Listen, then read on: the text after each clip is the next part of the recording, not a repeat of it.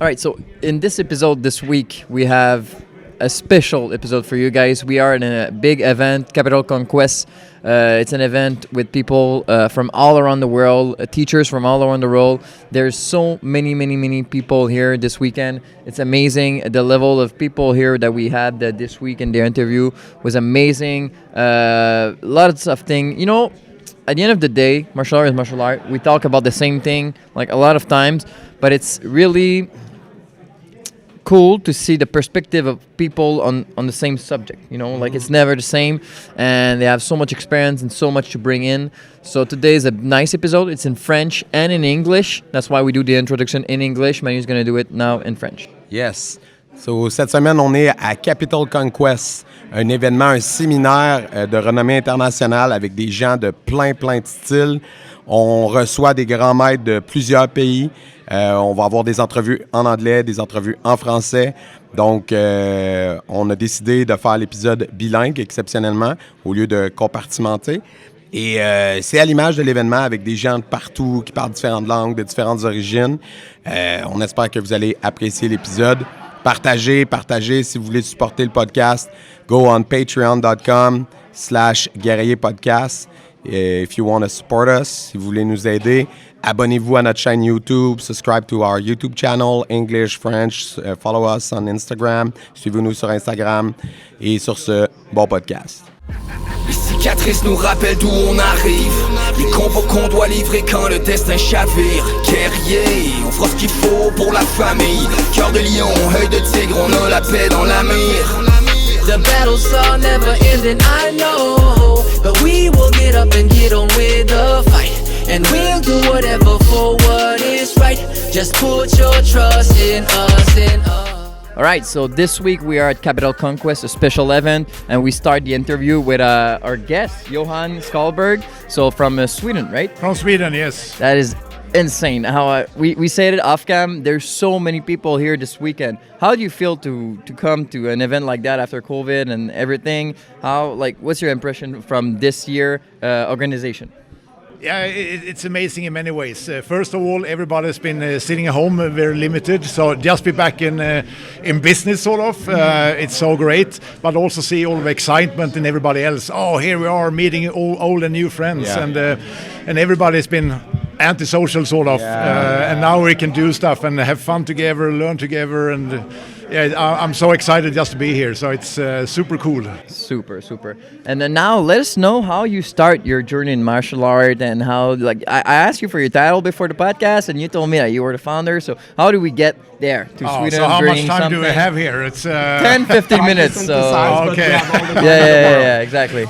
No, I started martial arts in 1973. So I was 7 years old, and started with jiu-jitsu and judo, and I just never quit. So I've been doing so many things, and I'm not going to start to do all the things. But I started Filipino martial arts 83, and done a lot of things on top of that. And here in Quebec, a lot of people start with judo or karate because it's like really popular, and other martial arts, like you got to travel. Did you have to travel over there? Yeah, because in Sweden back in those days there were no Filipino martial arts. We had to travel. We had to travel to Denmark. We had to travel to Germany, and eventually we have to go to Philippines or invite instructors to Sweden. So there was a lot of work. Now everything is more available online, and people are traveling, and the world is more global. But back then it was a lot of research to do, and it wasn't that easy to access then. So it was you didn't have the choice to travel to go learn something else, right? You have to work a lot to get with that knowledge and that information. But I've always been curious. So only the real passionate make it to the the hand gold, basically, because it was much harder to go and learn. Yeah, it was back in those days, but that's the opposite here. You go here and you have like a smorgasbord, and you can have the entire world coming to you. Yeah. So but it's different. It's like a martial art buffet. It is, and everything is here. So that's very cool. Yeah. And what keep you into what take you into Filipino martial arts, especially? What do you love, especially in that art? It's principle based. So again, I started Filipino martial arts with my jiu-jitsu instructor, and we just realized, this is a really good complement to what we already know, and the things we were missing in our jiu-jitsu back then were we found in Kali. So it was like very cool to add that on top, and I think that's everybody's research to do. Okay, I want to learn this, I want to learn that, and you put it together the way that fits you, and that's different for everybody. Me personally, what I like with the Filipino martial art is the work with knife and stick, and the weapon work is really specific to that art. I think. But what makes? No, you're right, but you're also wrong. Okay, so correct me. Let's go. So that's what everybody know about Filipino. If you know about Filipino martial arts, you know about the knives and the sticks. But what most people who's not in it know is that it's equally amount of empty hands, and it's principle based. So what we do with 2 sticks, we do similar empty-handed. Okay. What we do with 1 stick, it might be the principle we use against the stick, or with a knife or against a knife. So it's principle based, and we don't care. We just have 1 principle, and then you can do that with 2 sticks, 1 stick, no stick, 1 knife, 2 knives, against knives. So that's what I think is unique with Kali, and most people don't know that because they think it's the sticks and the knives only. Yeah. But eventually you don't care. You use the principle and put it in as many situations and applications as possible. Yeah, and the footwork is really different, right? It's more like fluid. It's fluid, but it's also to position yourself, because in competitions, for example, you might take 1 hit as long as you don't get knocked out to gain a point or a score. You might take that. Against a knife, you can't think like that. Yeah. You're not going to take 1 hit. And the same thing, you can take 1 stick, a hard hit with a stick, maybe, but you can also have a little flick shot and maybe you're out. You don't know. So there's no guarantee. So you have to be more cautious. So positioning is important in all martial arts, but I would say when a weapon is involved, it's even more important, in my opinion. Wow. And back to your story. So you go with travel to get that knowledge, and then when did you make the decision to like, okay, I'm doing this for a living, I'm going to open my school, I'm going to found that was something? Because it takes a lot of courage to found something. Yes. But I've always been curious, and I've always been a little bit like doing what I'm passionate about. So I had a fancy job at the computer office, and I was like store manager or company manager there. And it was in the end of the 90s, and I had a lot of seminar requests. So I had too many seminar requests, so I had to make a choice. But people, and I had a fancy job, and everybody said, "You can't quit that job. You're crazy. It's a good job. Everybody wants that." I don't want it, and I just booked myself busy for 6 months. I had a family already, so I needed to make my money. But I made myself busy for 6 months, and then I just quit. And everybody said I was crazy. But 6 months later, the computer business crashed in the late 90s and early 2000s. So I wasn't that crazy. But after those. That step, I never went back. So I've been doing this since 1999. And now you have a school? Did you have franchisee? I'm running a school, but mainly I teach seminars and work. And we have Kali ground schools all around the world. We're not huge, but we have schools in Canada. We have schools in Australia and in Europe and all around. So awesome.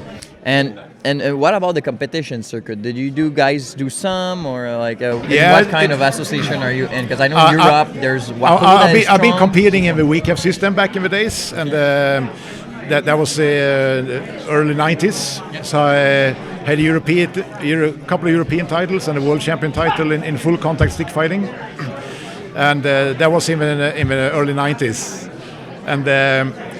But they took away a lot of the techniques there, so it started to be a little bit too much safety, which is good for the participant. But I kind of liked the short range things, the sweeps and the punching, and they took all of that away. So I felt a little bit, I lost my passion for it. But we redesigned, and I created like a competition system called Sunfuki to have a little bit more realism. And it's nice to have realism, but also have injuries. So exactly. We've been playing a lot with that. And I like to spar. But again, when we had the Swedish championships, a couple people broke their fingers and stuff, and it's not so nice if you're working with computer programming and stuff. But this is everybody's choice. I like to have a crazy fighting, but if you're injured for 6 months and can't practice, you're kind of moving backwards. So it's a tricky balance. It's a tricky balance. Sparring is good, injuries is bad. Exactly. To balance that out. And Kali is really hard because basically everything that's illegal in ice hockey, that's what you're supposed to do. And then you take the gear off and the protective off, and you can cross-check, you can punch, you can trip and everything. So everything that put you in the bad boy's boot, that's what we do in Kali. And but it's not safe to avoid injuries doing that. Does your sparring style look like more like kumite or like more like point fighting? No, normally what I like to do is to do the semi-contact. So we have very little protection. We have a helmet, elbow, and knee protection. Okay, kind of point gloves. fighting more. No. No? Want to have contact, more like a 10 must. Okay. Yeah, but we have different levels. But again, we don't push competition that much. When you're ready, we spar. But competition-wise, it's tricky to have a good system. Too much protection, and you lose the art. Too little protection, you have too much injuries. Often. Like, we could do this, but like if we do it for real, we're gonna injure everybody. So it's a tricky balance. So I would say Kali is more aimed for self-defense. We can do competitions, but I don't prioritize it as much. Speaking of that balance, the Filipino martial art I saw on the internet, the instructor was in the Philippines, and he was saying that they train with live blade. Yeah. So what are your views on that? Are you guys teaching with live blade in Sweden? Sometimes, yeah. Yeah, okay. With the right audience. Okay. But you also have some freaks who want to do stuff before they're ready. But eventually when you're ready, you might try that. I don't tell people to do that, but I do that with my instructor eventually when they are ready for it. Oh, nice. But some people have that as a trademark. We always do this, we always do that. I don't want to phrase it like that. Wherever you're at, there's always a next level. Whatever that's sparring, fighting, self-defense, live blades, there's always that next level. And it's you have to kind of have that sensation when people are ready for the next level, because the worst thing you can do is to throw people at that level before they're prepared. You don't want to train the wrong person with live blade too. No. That's the point. That's what he said. And you don't want to go to jail. Yeah, of course. Yeah. Nice, really interesting. And do you have other seminar in North America planned? Do you have something to plug or coming in? Right now, I don't know. No? We'll see. I'm just happy to be back on this event, and we start to make some plans here now. But we'll see what's going to happen. I can't say anything right now, but hopefully. All right. Yeah. Well, we're gonna let you go teach the other seminar that you have to teach, and thank you for your time. It was really a pleasure. Thank you so much. Meeting you. Really It's a pleasure. interesting. So for a second guest at Capital Conquest, we have Hanshi Cezar Borkowski, a legend in Canada. So Hanshi, I'm gonna let you introduce you in the martial art community, how you first start in martial art, and just tell a bit of your story for starters.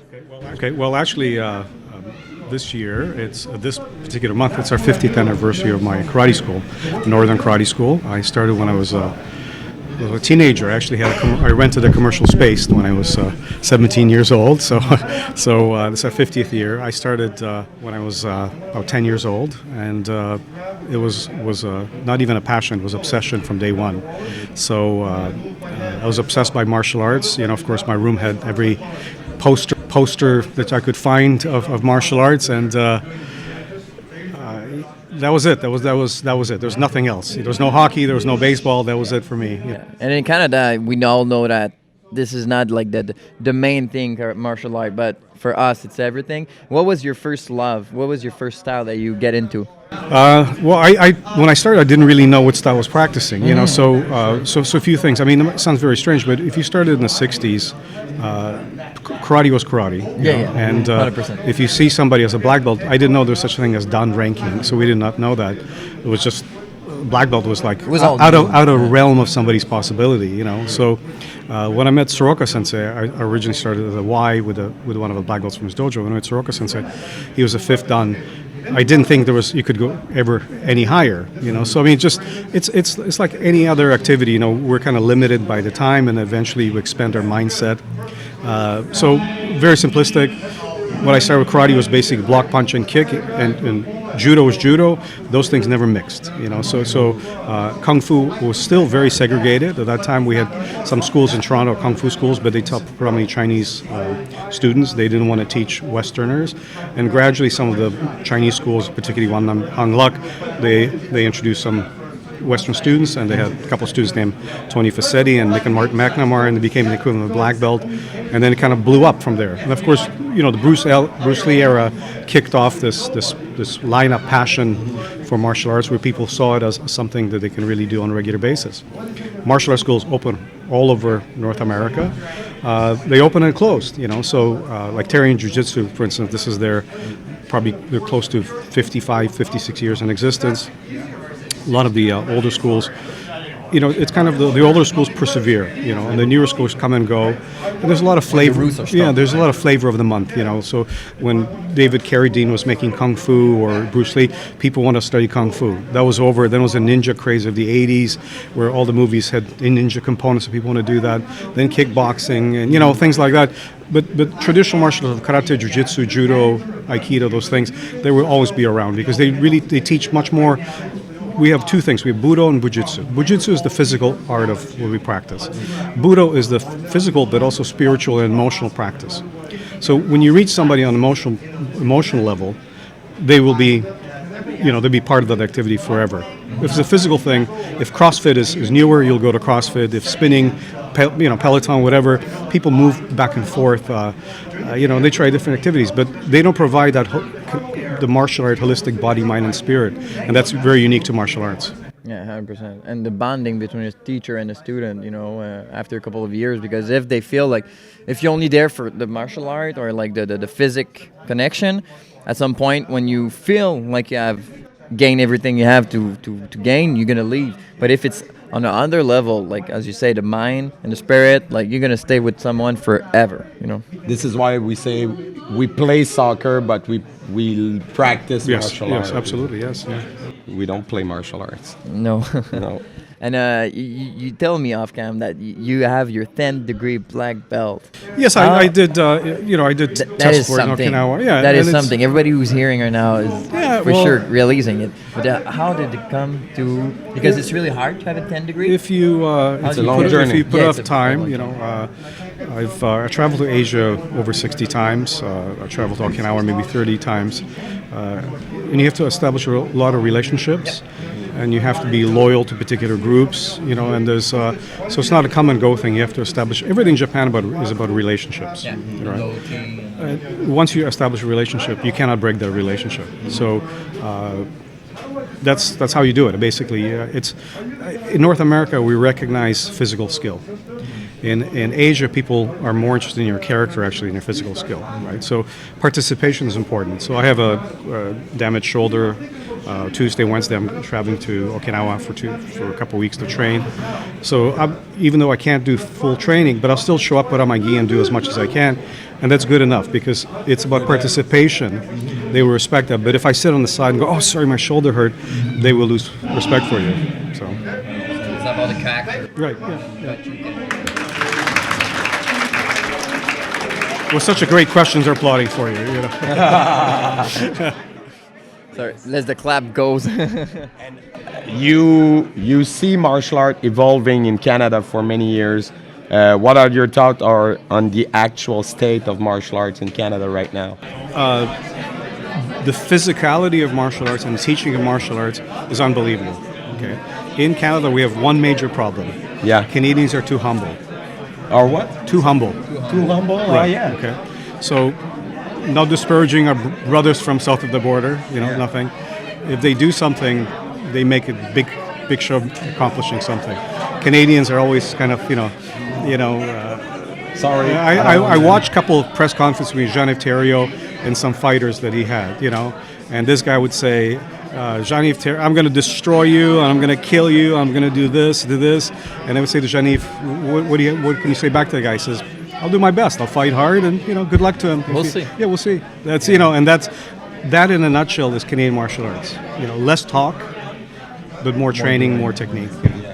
100%. And as you say, we had Jean-Yves on the Ring Talk podcast with Hanshi John Therien, and both of them are so iconic, just as you. And me, I've been in martial arts. I'm 5, and it's all names that you hear. And now you work with those people, and they treat you as not equal, but because you're not, but they treat you like that. I'm like, wow, that's the sign of a big man. I'll give you an example. You have Billy Blanks. Billy Blanks was the world karate champion several times.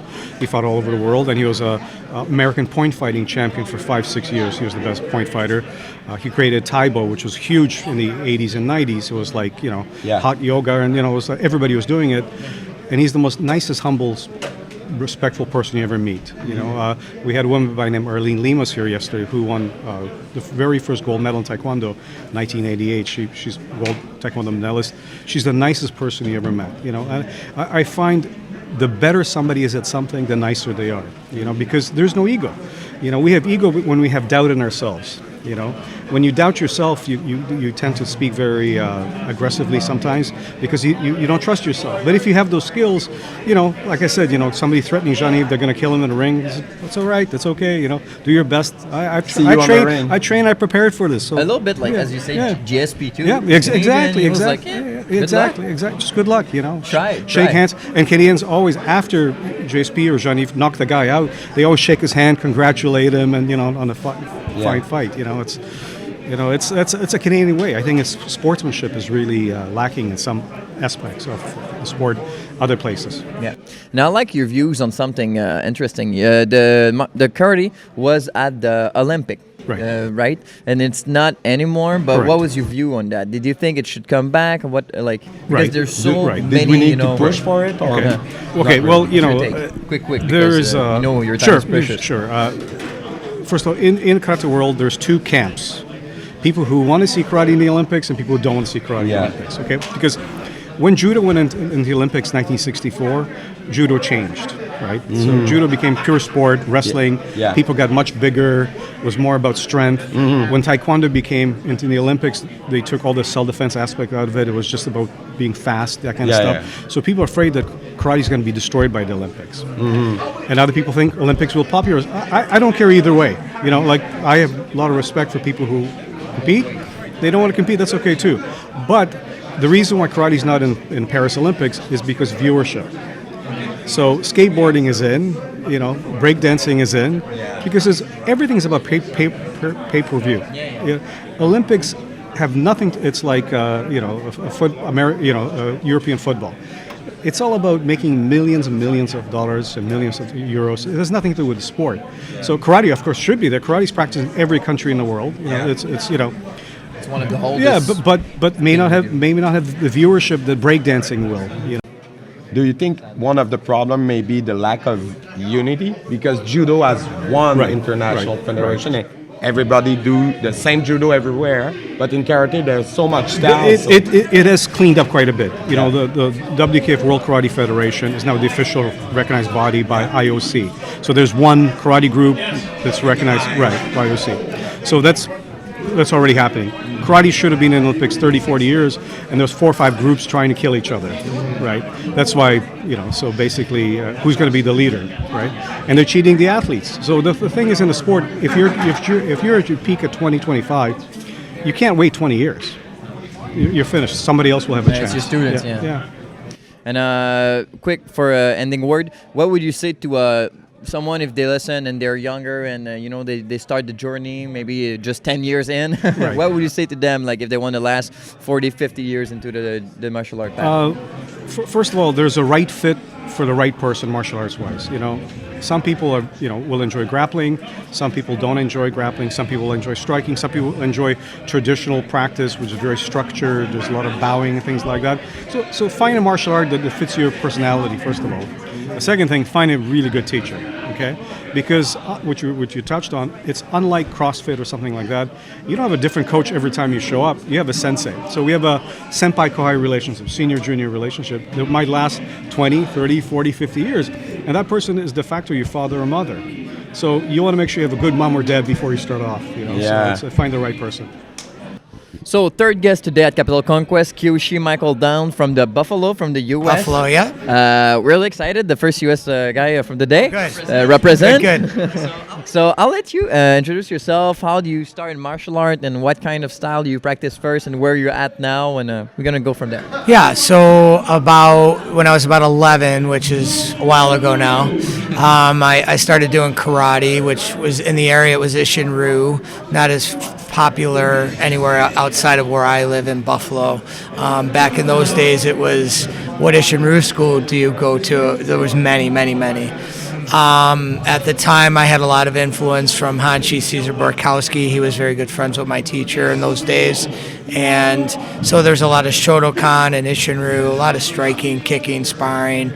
As I came up in the ranks, I eventually helped run the schools that I was at, and did those through college, and then I got out of college and decided that I wanted to go into the medical world. So another many years in college there.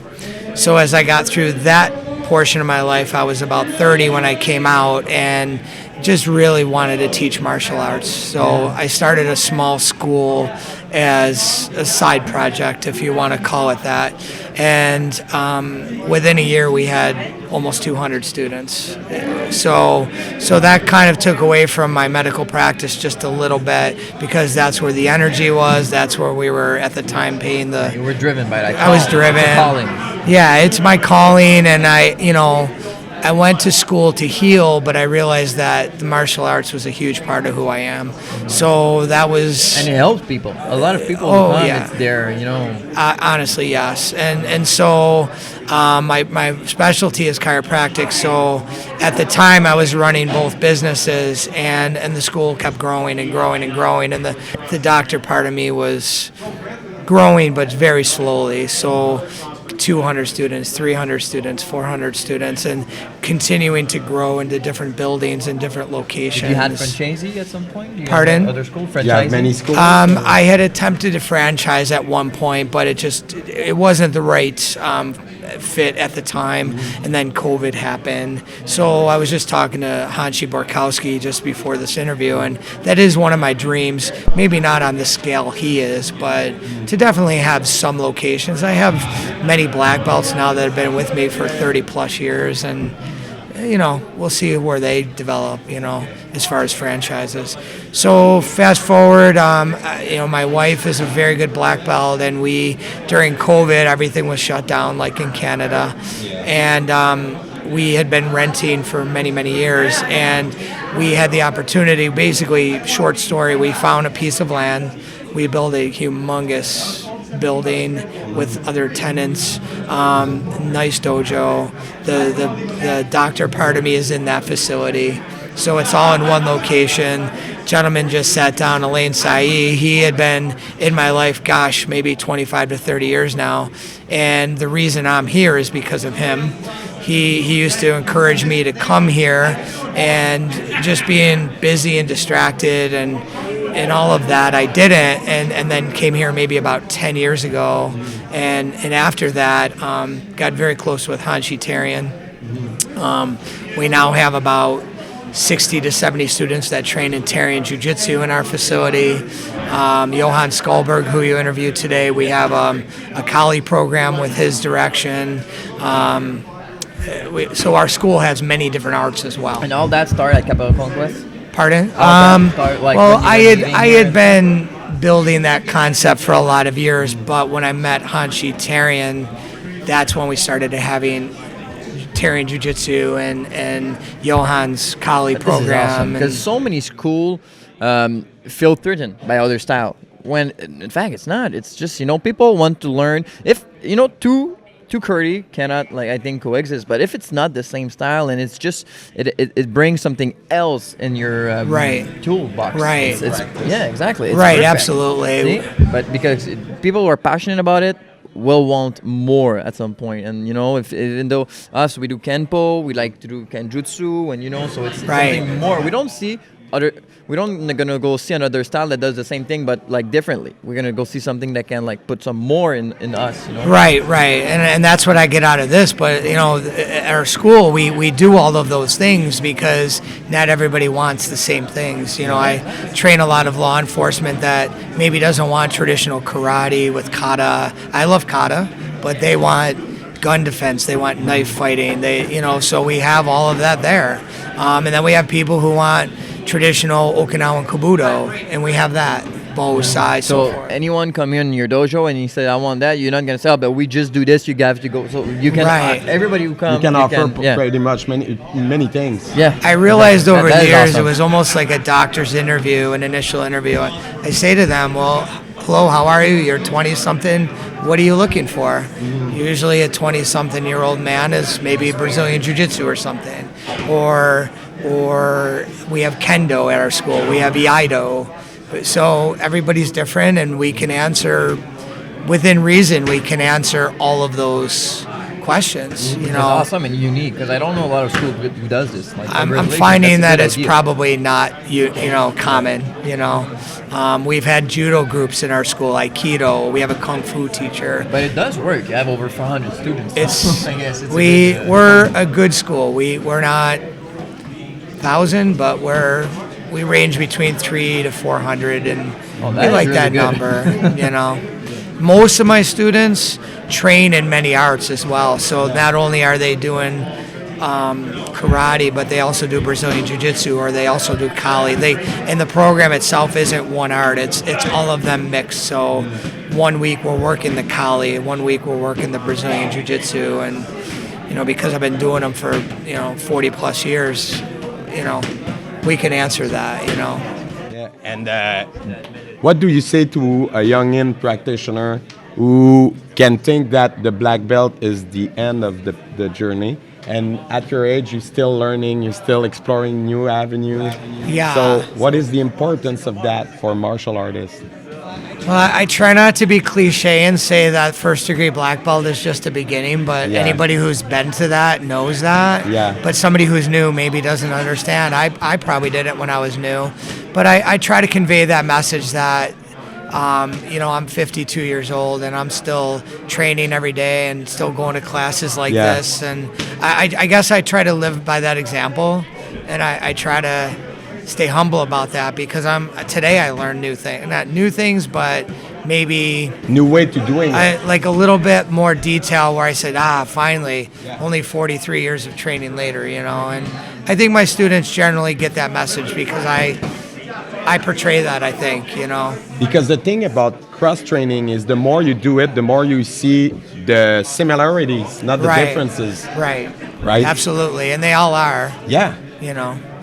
Donc, aujourd'hui, pour la 4e entrevue de la journée à Capital Conquest, on a un invité très spécial, Hanshi Alain Sailly, directement de France. Donc, Hanshi, je vais vous laisser vous introduire un petit peu comment ça a commencé votre chemin dans les arts martiaux, votre premier amour, quel style vous avez commencé, puis comment ça, après ça, a été jusqu'à être la légende qu'on connaît aujourd'hui. Je suis un peu comme Obélix, sauf que je suis pas aussi gros et fort que lui. Tombé des arts martiaux. Mais je suis tombé dans le chaudron, parce que mon père était mon premier professeur d'arts martiaux. Okay. Donc, ce qui fait qu'à l'âge de 5 ans, j'ai pris mon petit sac et j'ai suivi mon père sur les tatamis. Et j'ai commencé par le judo, tout simplement.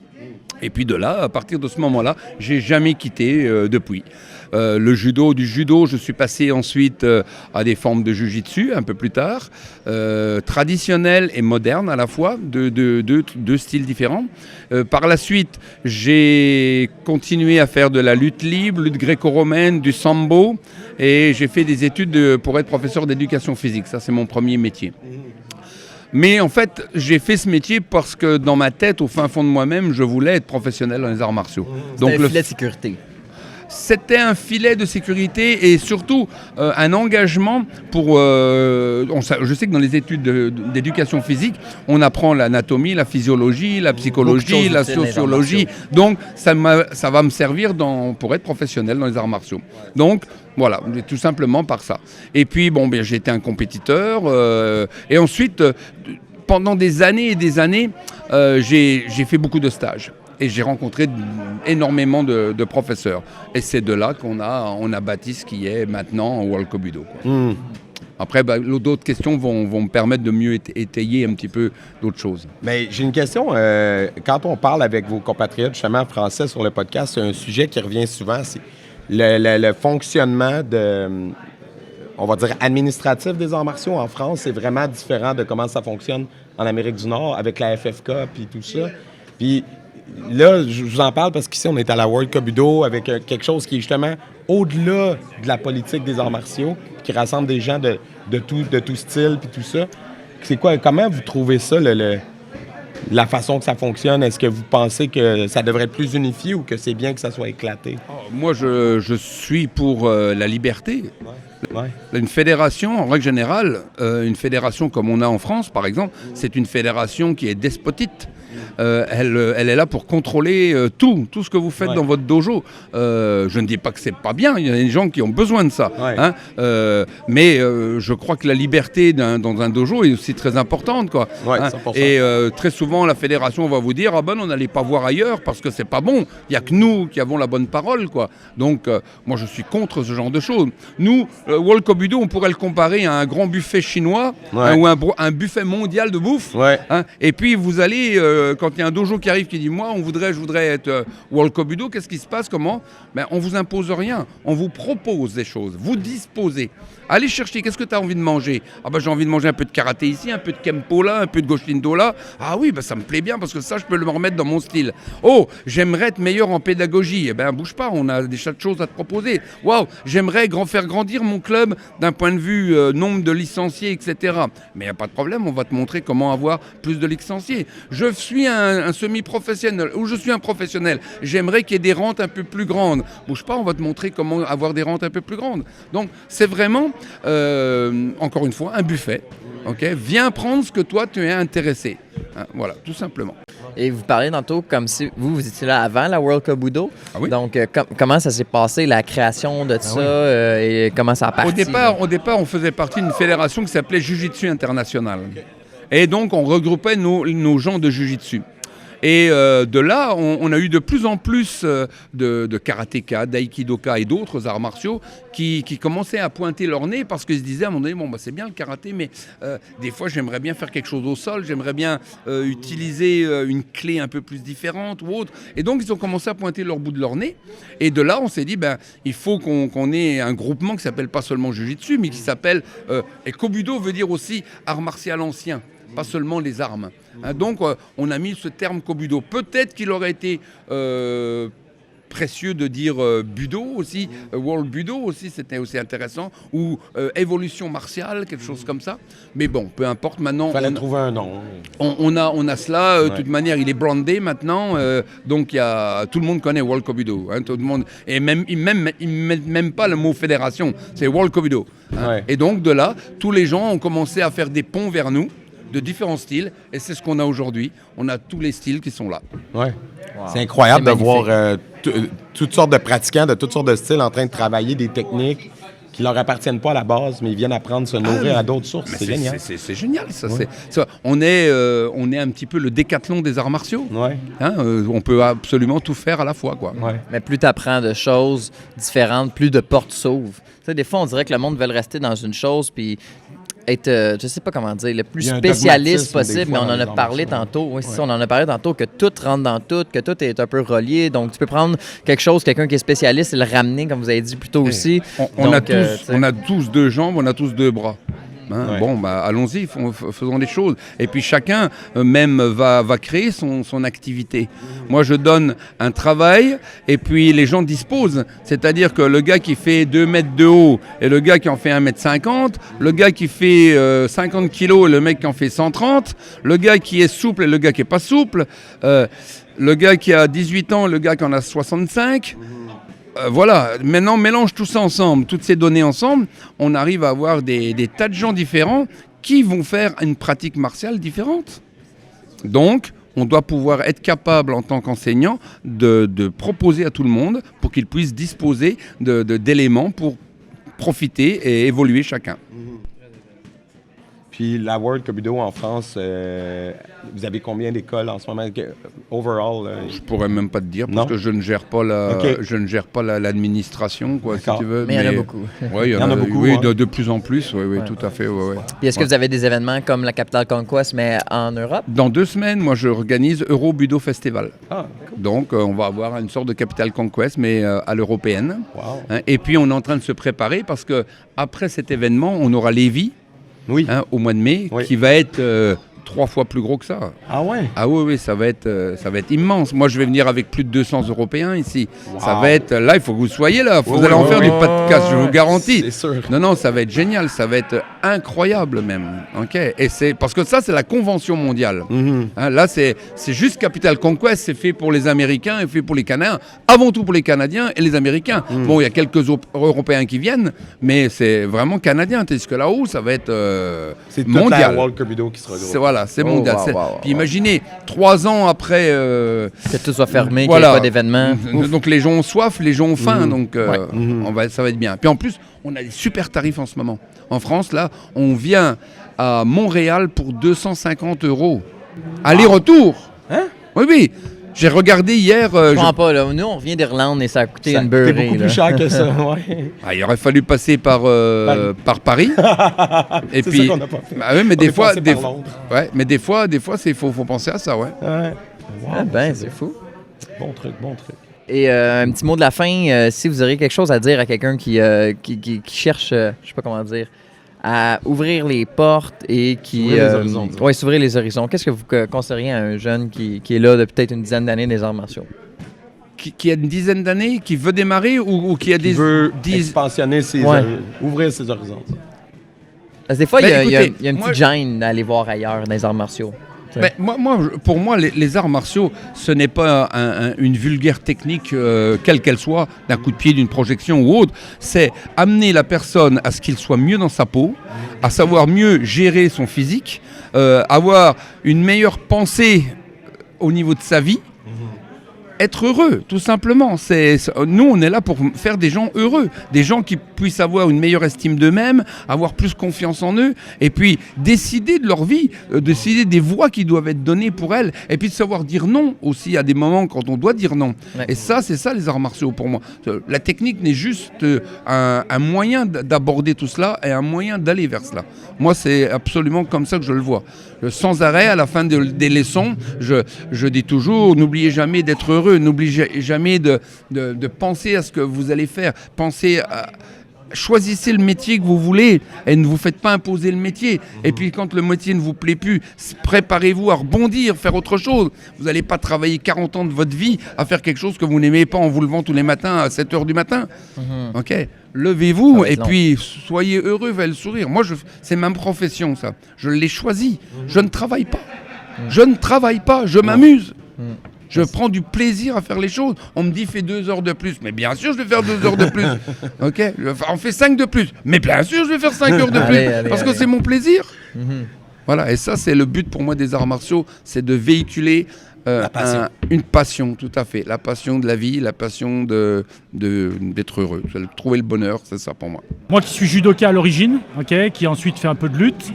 Mais faut savoir qu'à l'époque, les judokas travaillaient avec des judokas, les jujitsukas avec des jujitsukas, les karatékas avec des karatékas, les aikidokas. Et on ne faisait pas de stage et on se mélangeait. Et en 1993, avec le soutien de John Therien et puis de mon professeur Alain Sailly, puisque c'était mon professeur à l'époque, Hanshi Alain Sailly, ils ont eu l'idée de mixer, c'est-à-dire de retrouver avec, je crois qu'il y avait 26 nations différentes, mais avec autant de styles qu'il y avait de nations.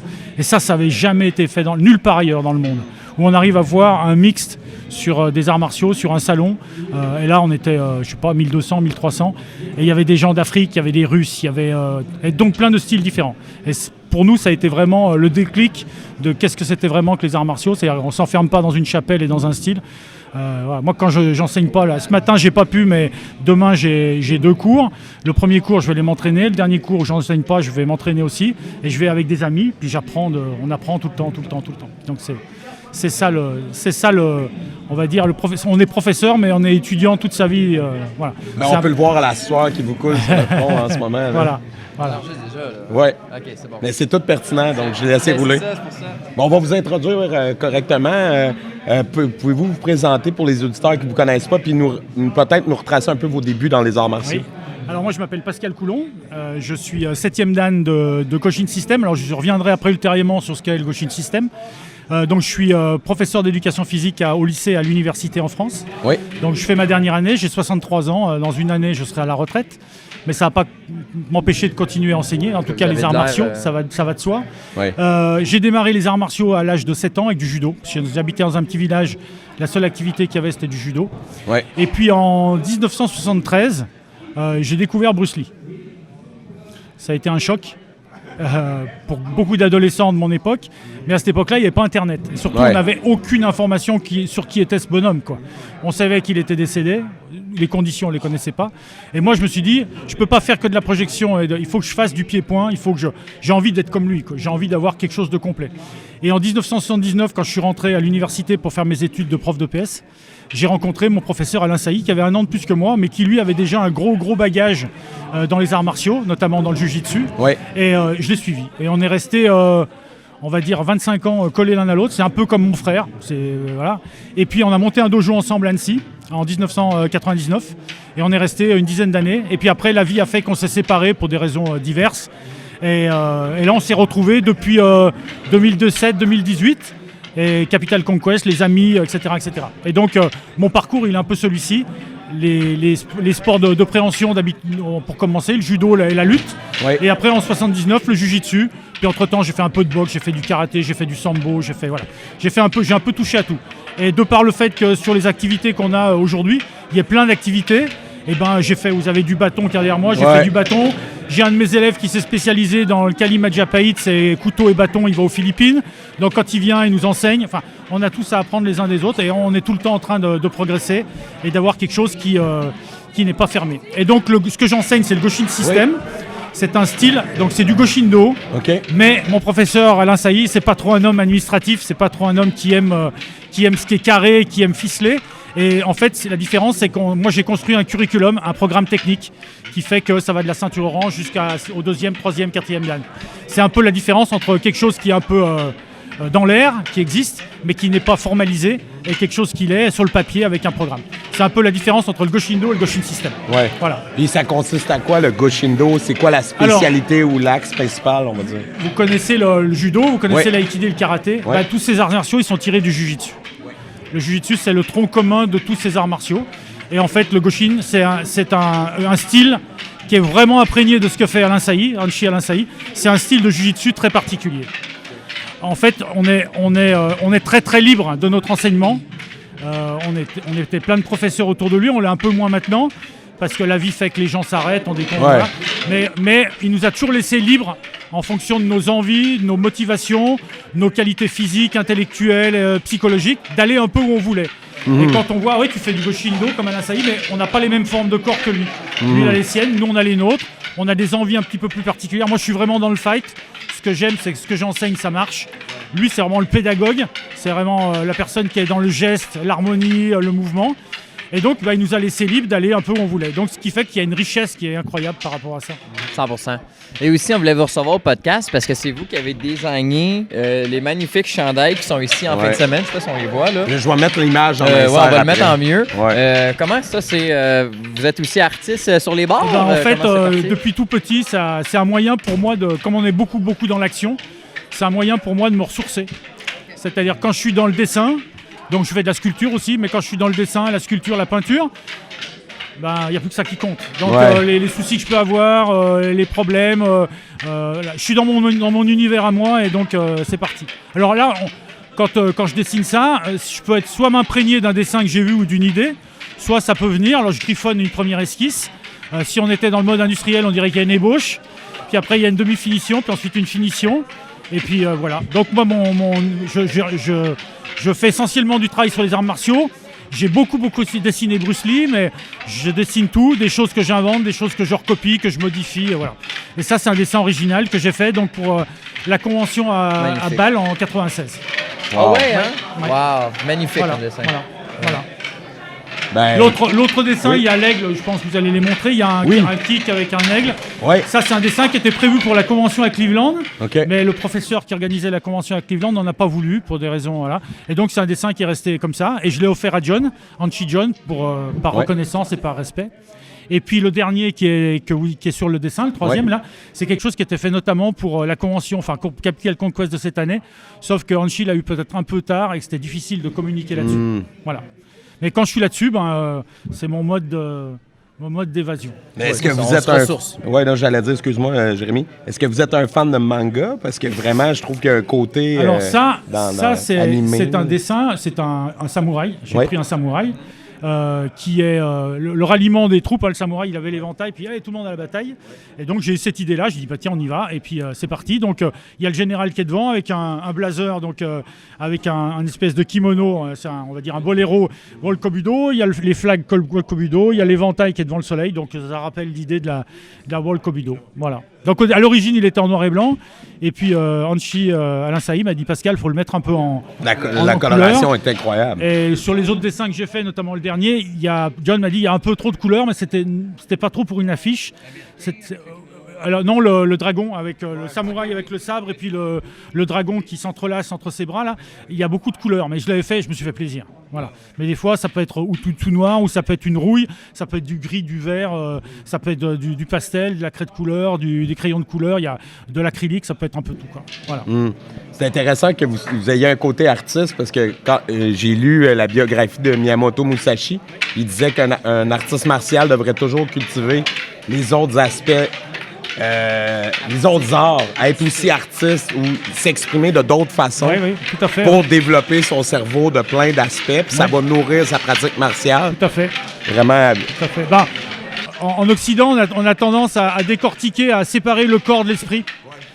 Et en fait, c'est pas ça, parce qu'on s'aperçoit que dans la vie, on contrôle pas grand-chose. On a des envies, des passions, mais du jour au lendemain, il peut vous arriver n'importe quoi. Donc moi, je dis à mes élèves, là, j'ai 5 élèves qui sont là avec moi, il y a ma fille. Ça vous coûte un peu d'argent de venir, de prendre un billet d'avion, de venir, mais faites-le tant que vous pouvez le faire. Parce que demain, peut-être, il se passera quelque chose qui fait que vous ne pourrez pas le faire. Ça va vous coûter un gros billet de 1 500 €, 1 600 €. Mais au moins, quand vous revenez, vous êtes plein d'envie, plein de motivation. Et là, vous pourrez dire, je l'ai fait. Vous dire, mais je vais le faire. Non. On est toujours reporté à plus tard. On vit dans le regret après, là. Ouais. Mais c'est bon, ça, que j'aime beaucoup comment vous dites qu'on dissocie l'esprit du corps, mais quand que les deux sont ensemble. On entraîne beaucoup notre corps, mais peu entraîne l'esprit. Et je pense que c'est ça qui fait la marque entre quelqu'un qui va continuer ou les champions aussi, ceux qui sont compétitifs. Donc, garder les deux ensemble, c'est vraiment bien. Mais ça, c'est compliqué. Dans le mode qu'on est en Occident, c'est compliqué parce que moi, j'ai eu un gros problème de dos en 2007. J'avais une hernie discale dans le dos qui m'empêchait de marcher. Je me suis fait opérer et ça m'a mis psychologiquement. Je venais d'acheter un dojo, je m'étais mis beaucoup d'argent sur le dos. Et je dis à mon partenaire, j'ai une hernie discale, je vais me faire opérer pendant 3-4 mois, je suis pas là, puis je sais pas si je vais pouvoir continuer comme avant. Et je me suis fait aider par un psychologue et il m'a dit, c'est incroyable, les sportifs, comment vous parlez de votre corps. On a l'impression que votre corps est une entité à part de vous. Et moi je lui disais, mon corps m'a trahi. Et il me disait, non, c'est vraiment important que vous pensiez que votre esprit et votre corps ne font qu'un. C'est pas votre esprit d'un côté et votre corps. Et vous avez vraiment l'impression que vous êtes coupés en deux. Il y a l'esprit d'un côté et le corps de l'autre. Il faut arriver à rassembler les deux pour retrouver votre équilibre. Et je me suis amusé. Je me suis entraîné et je me suis astreint à retrouver cet équilibre entre le corps et l'esprit. Voilà. Très, très intéressant. Quand le mental veut, le corps va suivre. Et l'inverse. Parce que souvent, on dit, quand ça va pas, on dit qu'il faut faire de la méditation. Mais si vous faites de la méditation, vous retournez, vous intériorisez un petit peu quand ça ne va pas, c'est trop tard. C'est avant qu'il faut le faire. Quand vous prenez par exemple, on travaillait nous à un moment donné avec la World Kobudo, avec un moine Shaolin qui s'appelle Shiwai, qui est un vrai moine Shaolin, qui maintenant est médecin, je crois, au Canada, à Montréal ou à Québec, je ne sais plus. Et lui, il disait, Shiwai, tu ne peux pas dissocier ton corps, ton esprit. Et il dit, moi en tant que médecin chinois, je vais visiter mes patients quand ils ne sont pas malades. Parce que les Chinois, vous avez le médecin, vous lui donnez son cash, ses étrennes en début d'année. Et si jamais on est malade, c'est lui qui paye la pharmacopée. C'est lui qui va payer les pilules, les plantes, etc. Donc il intéresse que vous ne soyez pas malade. Et en fait, il vous visite quand vous n'êtes pas malade. Même quand vous allez bien, il vient vous voir. C'est la philosophie contraire de Exactement. l'Occident. Et nous, quand ça ne va pas, on agit. Alors qu'en fait, c'est en amont qu'il faut essayer de travailler et d'agir. Très, très intéressant. Voilà. Vraiment. Merci beaucoup. Merci avec plaisir de m'avoir accueilli. Très intéressant. Puis, sur plein de niveaux différents. De grand talent. Bravo. Et puis après, vous pouvez peut-être faire savoir que je suis disponible, parce qu'il y a des gens dans mon entourage qui me demandent des dessins. Oui. Ils peuvent me contacter par l'intermédiaire de Hanshi John Therien. 100%. Professeur World Kobudo. S'il y a des gens qui veulent des logos, des dessins. On va mettre les liens en description, pas de problème. Après, on va demander. Je suis disponible. Bien sûr. Il y a encore 6 mois à travailler à l'université, puis après, je serai un peu plus un peu plus relax. J'ai 2 petits-fils qui me prennent du temps, Ouais. mais je vais en avoir quand même pour continuer à voyager puis dessiner. Y a pas de souci. Super. Merci beaucoup. Je vous remercie de votre accueil et de votre gentillesse. Bonne journée à vous. Merci.